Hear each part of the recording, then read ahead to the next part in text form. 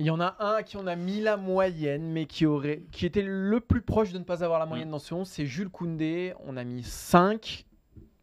Voilà, on a vraiment penché entre le 4,5 et le 5. On a finalement mis 5 grâce au scénario du match et surtout grâce à sa seconde période qui, pour le coup, était beaucoup plus facile. Mais alors, avant la pause, il a connu des difficultés terribles. Ça pose un vrai problème sur cette aile droite puisque, d'ailleurs, Benjamin Pavard n'est pas rentré. Donc, c'est officiel. La doublure à droite, c'est Axel Disasi. La doublure à gauche, c'est Camavinga. Si on nous avait dit ça au début du tournoi, je pense que personne ne l'aurait cru. Bref, début de match très compliqué. Dans les duels, en retard ou en manque de niaque. Il oublie aussi souvent son vis-à-vis. Il se fait enrhumer. Dans la relance, c'est compliqué aussi. Alors, il se rattrape en seconde période.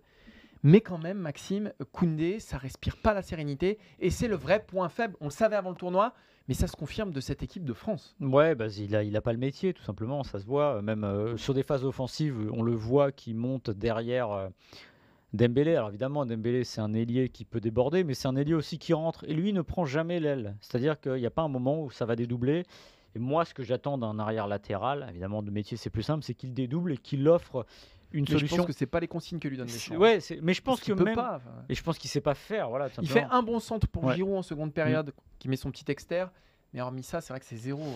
En fait, le problème, il va se poser quand il va y avoir du monde face à lui. Voilà, encore une fois, quand vous allez arriver, si tout se passe bien, face au Brésil ou je ne sais quelle équipe, même voir face à l'Angleterre, si l'Angleterre passe, ça sera problématique. Donc voilà. Et puis le problème, c'est qu'il n'a pas une.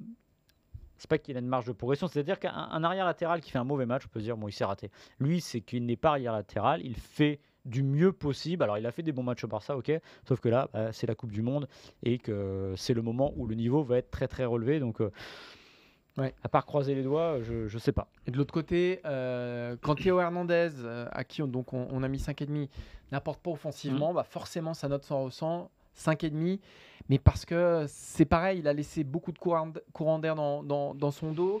Lui aussi, un manque d'impact et beaucoup de latitude laissée à son vis-à-vis. Donc, c'est pareil. De toute façon, le danger est souvent venu quand même des côtés.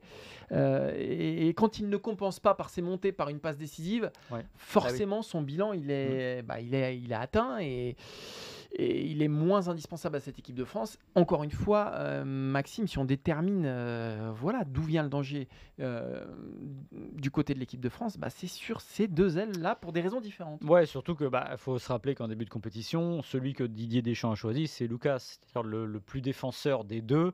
Théo Hernandez, c'est évidemment le feu follet. Il a apporté face à l'Australie quand il est rentré. Il est là, il apporte. On voit c'est très simple aussi. Il y a des moments où vous voyez que le ballon ressort, il va centrer, voilà. Ce qui n'est pas une évidence pour d'autres joueurs. Lui, il a ça en lui et il est important offensivement. Et comme tu l'as dit, s'il n'a pas cet apport offensif, défensivement, il ne va pas forcément compenser parce que ce n'est pas dans ses qualités. Et ce qui est embêtant, un peu comme Koundé, même si lui, pour le coup, c'est son métier d'être latéral, c'est qu'il est un peu mis à mal face à la Pologne. Voilà. Et donc, la question de la suite se pose parce que, encore une fois, ça va pas aller la difficulté va aller en augmentant. Et a priori, ça me fait penser à Pavard en 2018. Voilà, ça va, jusqu'au moment où on se retrouve face à Hazard. Et que là, c'est très compliqué. Voilà. Donc lui, au moins, il a le métier. Peut-être qu'on peut se dire que ça ira mieux au prochain match. Mais c'est vrai que c'est embêtant parce qu'en plus, ça casse une courbe pour lui qui était plutôt satisfaisante.